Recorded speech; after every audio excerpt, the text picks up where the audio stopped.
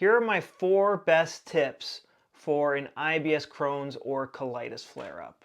Do these 4 things and it will get you out of a flare because it addresses the root cause of a flare. You guys should really listen to me because I did everything the GI doctor told me to do, still had flares, still was super skinny. I did everything the nutritionist told me to do, still super sick. But when I started using something called German New Medicine, which was created by a real doctor who actually seeked out the real root cause of your IBS, Crohn's, and colitis flare. And guess what? It's old news. They know what's causing your IBS, Crohn's, and colitis. They just don't want to tell you. It's not good for business. Every time Dr. Burrell Crohn's had somebody come in, they're like, oh, I'm in a bad Crohn's flare, I'm in a bad colitis flare. They always had something stressful going on. Every single time. They might not always fess up to it. They might not always be consciously aware of what's stressing them out.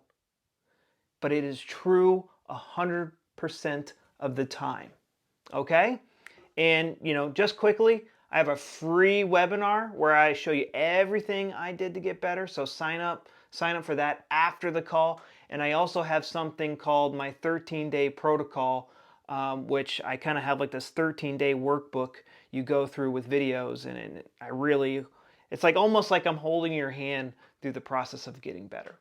So, all right, 1, what kind of a flare are you in? Okay, because this is a very loose term. And the question I like to ask people is, do you have a fever? Yes or no? Are you having lots of fevers or you just have lots of symptoms? So if you are having fevers, that means the brain relay is healing that's controlling your gut special program. This is the part of your brain that's putting your gut into overdrive. That part of the brain has to run faster, run harder, process more information, do more things, and it needs to heal after the conflict gets resolved. So, if you have a fever, you need to ask yourself, what stressful situation did I resolve? And if your automatic response is, nothing's stressing me out, what are you suppressing? What is your subconscious mind aware of that your conscious mind isn't? Because a lot of the time, we're just so consciously overwhelmed that the subconscious mind takes over. How did it get resolved? Did you just make up with your boyfriend or your girlfriend, your husband, your wife? Did something happen with your parents? Did the school year just end so you don't have to stress out about school anymore? Did you just find a new job? What got resolved? What got resolved? Okay? If you have a fever, what got resolved? And this is a very linear process if we're in the fever stage, because a lot of the times if we're done. Like, for example, I had one guy who his girlfriend was living with him, and he was a perfectly healthy guy. This was his first gut attack, and he had a girl living with him. His girlfriend lived with him, and he wanted to break up with her, but he couldn't, and he couldn't get her out of her house. I want to get rid of her crap, but I can't. And when it was a big drama, she would throw fits every time he tried to kick her out or try to help her find a place. It was just a total nightmare. But when he got her out of the house, he had horrible gut pain, and he started to go down the holistic route. Should I eat carnivore? Should I eat this? And I said, look, stop. Look, dude, stop. You've eaten these foods your whole entire life, and you've been absolutely fine, and your gut only hurts now. What changed? What stressed you out? Oh my God, I know what it was. It was my girlfriend. It was an absolute nightmare. She made me sick to my stomach. Very interesting. I was tired of her shit. Very interesting choice of words you're using there.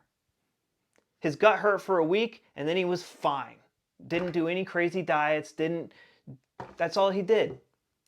But if this was somebody different, and then right after that conflict, he goes and gets into drama with another girl, or he invites her back in, and then this could go on and on and on and on. So if yes, what just got resolved? And what was the, like, a lot of people stop at what was the conflict. Most people I talk to, 90, I would say at least 75% of the people I talk to don't know their conflict. And they come in on a call very confident that they know what their conflict is. And I'm like, I don't care. I want to know what the conflict shock was. What was the shocking moment that made this situation in your life a conflict? We are just a collection of memories. What specific memory made this a conflict shock? And a conflict for you. What was the conflict shock? So, if no, what we need to do, if you just have like diarrhea 20 times a day, but you're not getting fevers, what we need to do is start writing down exactly what we were doing when we got symptoms. Oh, I got to go to the bathroom, sit on the toilet, get out your phone, instead of scrolling on TikTok or whatever, instead, just write down in like a draft email or in your notes program, I was talking to my wife when I got diarrhea. I was answering a text message from an employee or from a coworker when I got diarrhea. And when you make a big list of that stuff, like you'll have like a list of 10, 20 things that after a few days, you can start to see a pattern. And the pattern these things should fall under is, what is crap I want to get rid of, but I can't. And if you're constipated, throughout the day, you're gonna have this feeling of what is something precious to me that I want to hold on to, but I can't. And again, it might not be on the conscious level. It might be on the subconscious level. Especially if this has been going on for a while, if it's been going on for more than 6 months, it usually gets pushed back into the subconscious mind. It's because the conscious mind's like, I give up. Make this list. It's so simple. Just make the list. Make the list. And you'll be amazed at the old memories your brain drags up out of the gutter. Now, so while you're doing this, while you're making this list, you also want to be making, like most people, they just go, okay, I'm going to make a timeline. I have 2-3 years of experience doing this. I cannot make a timeline without a piece of paper. And again, I don't even like using a piece of paper. I actually use a Word document. Every time I meet with somebody, I open up a Word document and I just start typing what they say and I start organizing it. It is very difficult to analyze and organize your timeline just sitting there thinking about it. You really need to have pen, paper, doing it on paper and then doing it on the computer are going to yield different results because it just accesses different parts of the brain. Flipping through old photos on your phone, looking through old text messages and emails, like these are things to kind of jog our memory. But what we're looking, like people will go back to like, during childhood, like X, Y, and Z happened. I don't care. Unless you had symptoms back then, I don't care. I want to know what was super stressful going on in your life when you got symptoms, because that's what put the gut into overdrive. And the symptoms start when the conflict initially gets resolved. That's what we're looking for.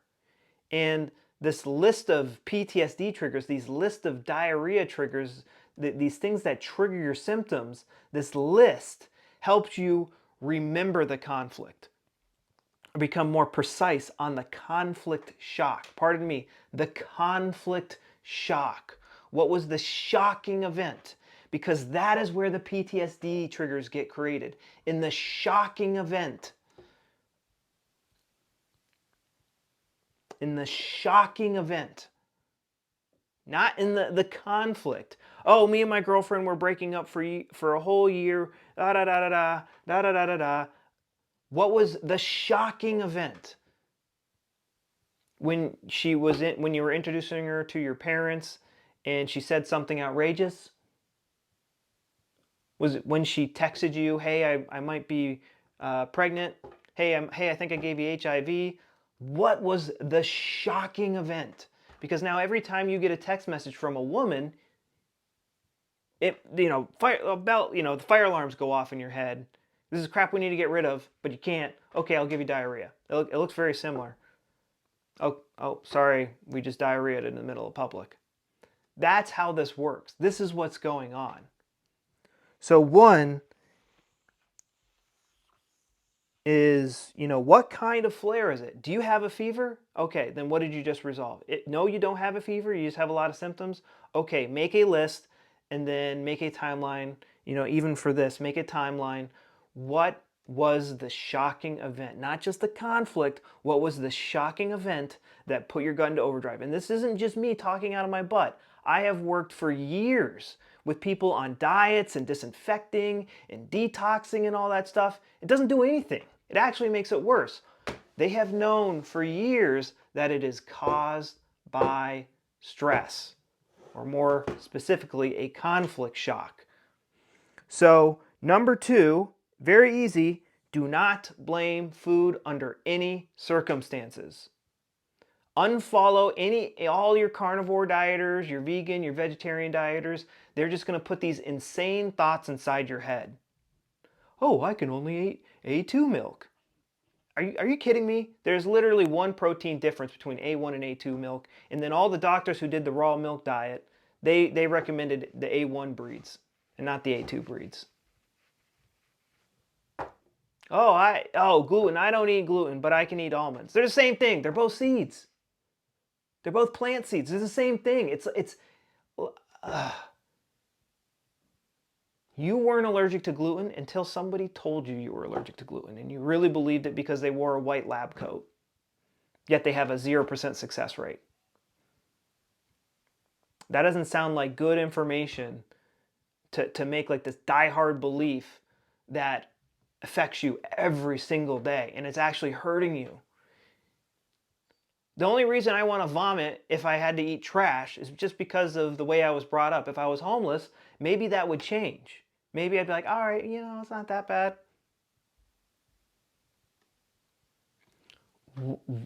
Like, if you believe a food is bad for you, or even if it's just taste-wise, like, you're either going to want to vomit or diarrhea it out.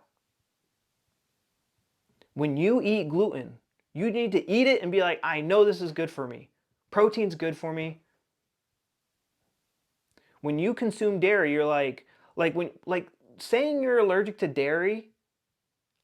Think of the non-logic in thinking that you are allergic to dairy, the easiest to digest food and the most nutritious food on the planet. Right? It's for babies. It's the easiest to digest food and most nutritious food on the planet. And you're saying you can't digest that, but then you go and you turn around and you eat something that's much harder to digest. It literally makes no sense. You have to rip these crazy, glorified eating disorders out of your head because they are putting your gut in and out of overdrive. You have to rip them out of your head. What ejected these beliefs out of my head was when I was on learninggermannewmedicine.com and I saw all the brain CT scans. Dr. Hammer could look at your brain CT scan and know exactly what was wrong with you. And when I saw the whole brain was mapped out and that each and every disease had an actual intelligent explanation for it, and then I started seeing other people's brain CT scans and my brain CT scan and everything matched up perfectly, I was like, it's definitely not food. Definitely not food, unless I believe that it's bad. And then my body wants to eject it when I get it into me. Blaming food will just make it worse. After this video, you could cut your symptoms in half just by not being afraid of protein, just by not being afraid of baby food. Like, true story. You're a Christian, guess what? Gluten and dairy is approved by the Bible. Start actually believing in the book that's supposed to, be the bedrock foundation of your life. I know that's super offensive, but it's the truth. This belief is so hard ingrained in you, you're getting offended by me telling you that I believe in you enough that you could digest baby food. Like how ridiculous is that? To be offended that I have the nerve to tell you that I believe in you so much that I believe that your digestive system is strong enough to digest the easiest to digest food on the planet. It's like telling you, like, hey, I'm your personal trainer, and I'm going, I believe in you that you can pick up that 5-pound weight. And you get offended. You get angry with me. Stop pushing me too hard. It's nonsense. It is nonsense to blame food. The only food you maybe should be avoiding is like hot peppers. And that's it. Okay? I know I'm getting on a little bit of a rant, but I care about you guys, and I want you to get better. But you literally can't get better when you're afraid of your own shadow, when you're afraid of the very thing that's keeping you alive and powering your body. You need to believe all food is safe. And, you know, I have a hard time relating because, you know, when I learned the basics of German New Medicine, it just boop right out of there. But I see so many people who have been exposed to German New Medicine for well over a year, and they're still free. They're just scared to death of the foods that they eat. And this might be more intense for people with colitis who see blood in the toilet. That's a very shocking event, and it really sets in these hard PTSD triggers like, oh God, I ate bread when I had that flare. I had dairy when I had that flare. So it might be linked to trauma, and that's why you have such strong, uncontrollable, unconscious emotions behind it. 3 is to learn the basics of German New Medicine. And the best way to do that is just start watching YouTube videos, going learninggermannewmedicine.com, start to learn the 5 biological laws, because this is just going to help you do everything on this page better. You know, and the 4th one is just remain calm. All you can do is live your life. You know, you stumble over your tracks, your PTSD triggers that are putting your gut in and out of overdrive, and you learn from them. That is all you can do at the end of the day is live your life, you know, design it to be less stressful, and, you know, learn from your symptoms. Because a symptom is just a sign that you encountered a reminder of the conflict. So it goes, oh, I'll help you out. Something bad's about to happen.